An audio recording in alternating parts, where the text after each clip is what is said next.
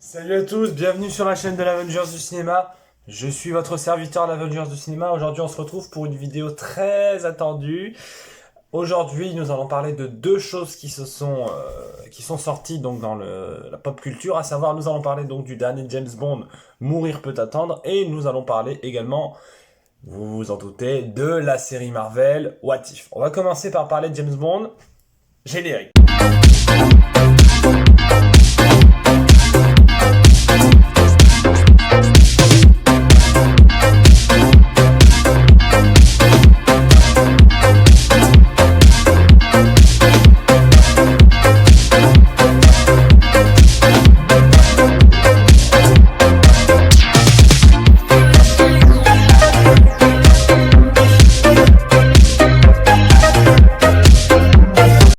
Alors, James Bond Mourir peut attendre est donc réalisé par Gary Fukunaga, qui est donc le réalisateur de la saison 1 de True Detective, que je n'ai pas vu, mais d'après que c'est extrêmement bien True Detective, donc peut-être que je regarderai.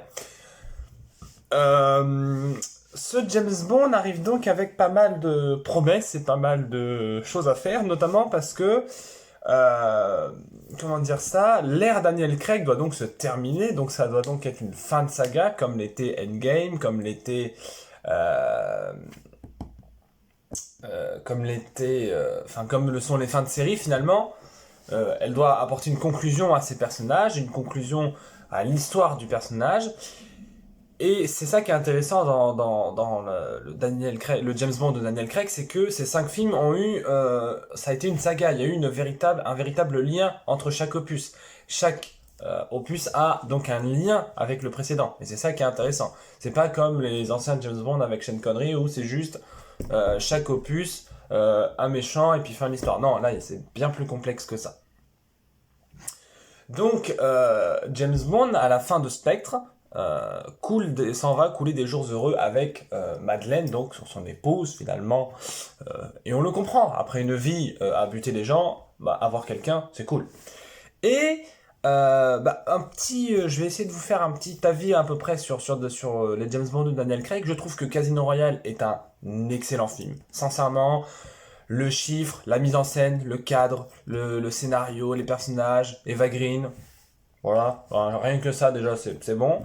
Quantum of Solace, malgré pas mal de défauts, moi c'est un film que j'aime plutôt pas mal, notamment avec son méchant interprété par Mathieu Amalric, un français, ça fait toujours plaisir. Skyfall, bon, voilà, Sam Mendes, Javier Bardem, Daniel Craig, voilà. Roger Dickens à la photographie, je pense que, voilà, Skyfall c'est un chef-d'œuvre absolu, ça il faut le dire. Et Spectre, c'est un film que j'ai plutôt apprécié, mais Spectre, c'est quand même un film c'est un film malade, hein. Spectre, c'est un film malade, c'est un film qui a beaucoup de problèmes en termes de scénario, c'est un film mou, c'est un film très très mou, Spectre, hein. Je pense notamment à la poursuite à Rome, qui est quand même d'une mollesse assez incroyable. Euh, Enfin, les scènes d'action sont quand même très molles dans le film, le scénario est pas très bien. Les acteurs jouent tous très bien, hein, mais les dialogues sont cool, mais le scénario est vraiment beaucoup trop long pour rien. Donc Spectre, pour moi, c'était un peu, bon, un pétard mouillé, quoi. Mais on avait Christophe Waltz en méchant, donc c'était plutôt cool. Et donc arrive Mourir peut attendre. Et on nous dit, James Bond n'est plus agent secret, maintenant c'est quelqu'un d'autre, c'est donc une femme qui a repris le matricule de 00, enfin 007 du coup.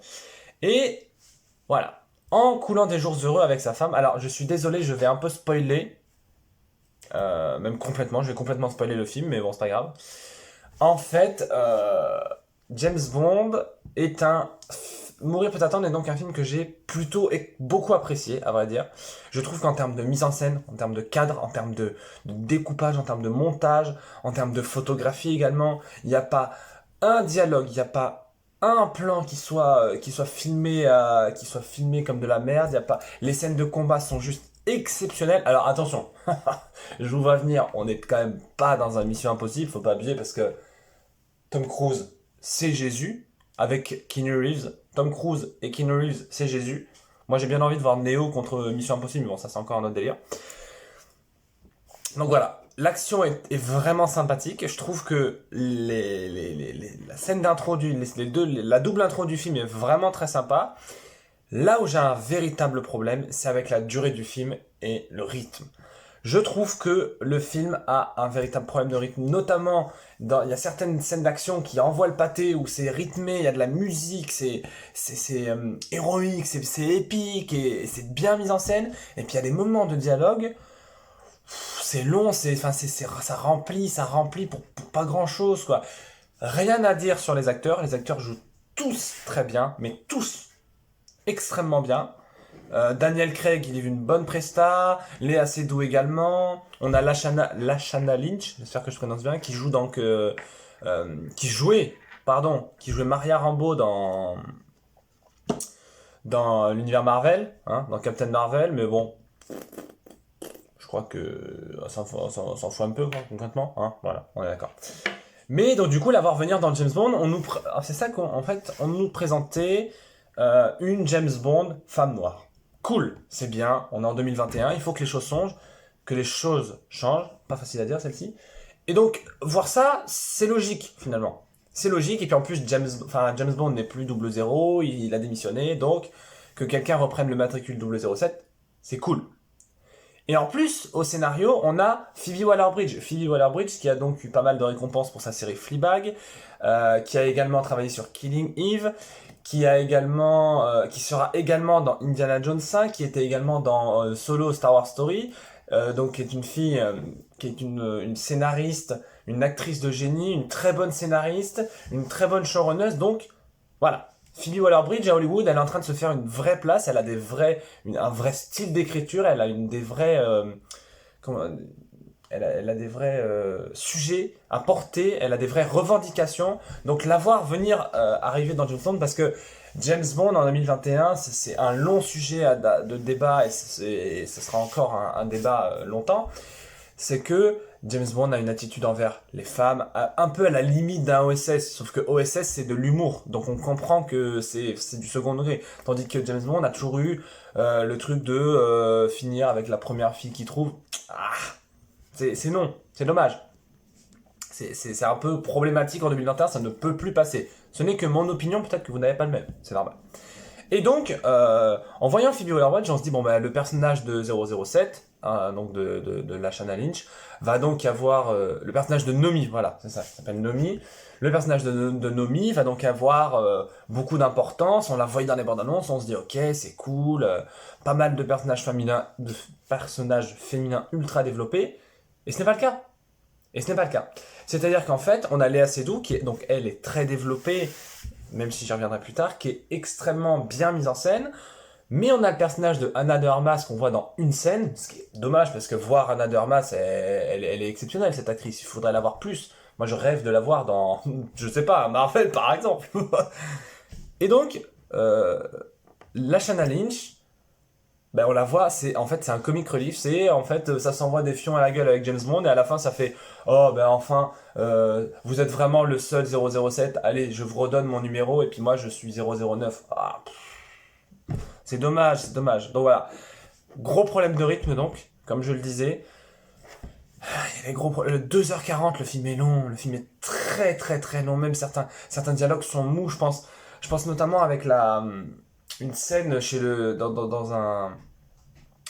une psychologue avec Léa Seydoux et donc le méchant interprété par Rami Malek. C'est long, et ça raconte pas grand chose en plus, hein.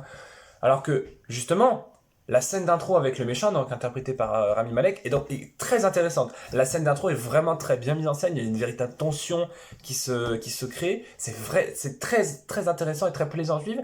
Et en même temps, quoi qu'on pense du film Bohemian Rhapsody, Rami Malek joue très bien. J'ai entendu également énormément de bien de la série Mister Robot, donc voir Rami Malek après son Oscar arriver chez James Bond en tant que méchant, ça me semblait plus ou moins logique et ça me semblait plus ou moins très intéressant à suivre. Donc on se dit, tiens, qu'est-ce qu'il va faire, quel personnage va-t-il créer? Et le fait est que son méchant est donc un mauvais méchant de James Bond. Je suis désolé, et je sais que ça va faire gueuler pas mal de personnes, il est très bien mis en scène, il a certains dialogues qui sont plus ou moins très profonds et très bien, mais le fait est que, bon, le coup du méchant, on l'a déjà vu, et le méchant, il est inexistant. C'est-à-dire que le méchant, il doit avoir, je sais pas, je crois qu'il a 5 scènes à tout péter, hein, et c'est pas des méga grosses scènes, hein. Le combat de fin, non mais alors le combat de fin, mais parlons-en. Quand dans Skyfall, tu as un, un climax dans la maison d'enfance de James Bond, avec des explosions de partout, avec un gunfight avec James Bond, on pense qu'il est mort et en fait il finit par tuer le méchant. Enfin, Javier Bardem qui donne une vraie consistance à son personnage. Et même Spectre, même Blofeld dans Spectre, j'aime pas trop Spectre, mais le climax, le combat final entre les deux, et entre les deux méchants, entre les deux, le héros et le méchant, était quand même incroyable et intéressant parce que James finissait par renoncer à tuer le méchant et à donc partir avec Madeleine. Et là, franchement, le combat est mou, hein. En termes d'enjeu émotionnel, le combat est cool. Mais le combat, c'est juste, je te tire dessus, James Bond, et tu vas mourir, et puis, terminé. Non. Enfin, bref. Donc le méchant, c'est non. Le méchant, c'est un non définitif pour moi. Rami Malek aurait pu faire mieux, mais bon, c'est très dommage de... Puis en plus, alors, ce qui était cool, c'est que ça revenait à...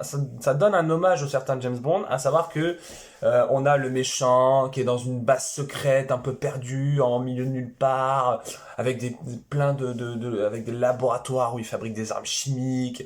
Mais même là... Ok, c'est cool parce que ça donne un hommage au vieux James Bond à l'ancienne. Ça, c'est cool. Mais par contre, sans déconner. Enfin, excusez-moi, mais le coup... Alors, je suis désolé, j'ai spoilé, mais le coup du méchant qui veut tuer la planète à coup de virus, on l'a déjà eu dans des millions et des millions de films. On l'a déjà eu, par exemple, dans Mission Impossible 2. C'est vu et revu.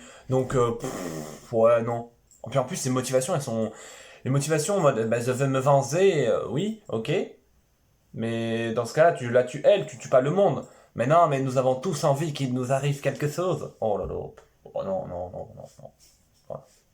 Donc, voilà. Pour conclure, ah oui, non, je voulais parler d'un truc. La musique de Hans Zimmer est exceptionnelle. La musique de Hans Zimmer, quand tu vois qu'il fait Dune et qu'ensuite il fait James Bond, bon, voilà. Ça se pose là. La musique est incroyable, épique, émotionnelle, tout ce que tu veux. La dernière scène du film, elle est magnifique et Dieu sait que si j'aurais pas été au cinéma avec une amie, j'aurais pleuré comme une madeleine. Et ça, vous le savez, j'aime pleurer. Donc c'est incroyable. Mais voilà. Pour conclure, James Bond, c'est donc un plutôt très bon film avec une très bonne mise en scène, une très belle photographie, une très belle musique, des acteurs qui sont dans la cœur joie. Sauf qu'il y a des petits problèmes d'écriture, mais ça reste néanmoins un très bon film. Bon. Vous savez de quoi on va parler. Vous savez de quoi on va parler. You know what I'm talking about. You know. On va parler d'une série Marvel. Eh oui. On va parler de la série What If. Alors, la série What If était une série, comme à peu près tous les projets Marvel, ça m'intriguait. Ça m'intriguait parce que Marvel veut faire de l'animation. Pourquoi pas? En vrai, pourquoi pas, c'est sympa.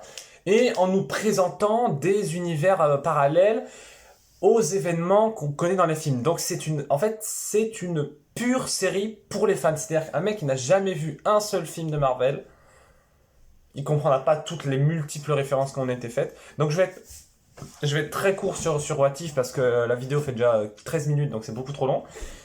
C'est exceptionnel. Le visuel est juste incroyable. Revoir les acteurs qui reviennent pour donner leur voix, ça fait un vrai plaisir. Notamment, on pense à Chadwick Boseman. C'est la dernière chose qu'il a enregistré avant de mourir, donc ça donne une patine presque très émotionnelle à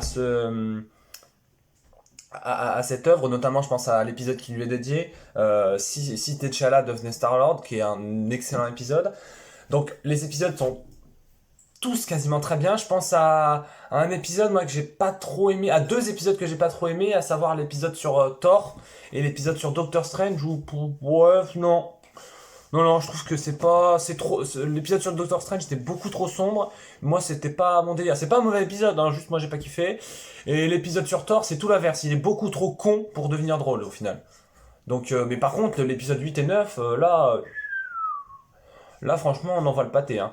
Enfin, là, les musiques, le scénario. Enfin, les scénarios sont tellement ouf. Genre, je pense à l'épisode 3, si la Terre n'avait jamais eu les Avengers, ouah, c'est méga stylé, faut arrêter. C'est méga cool.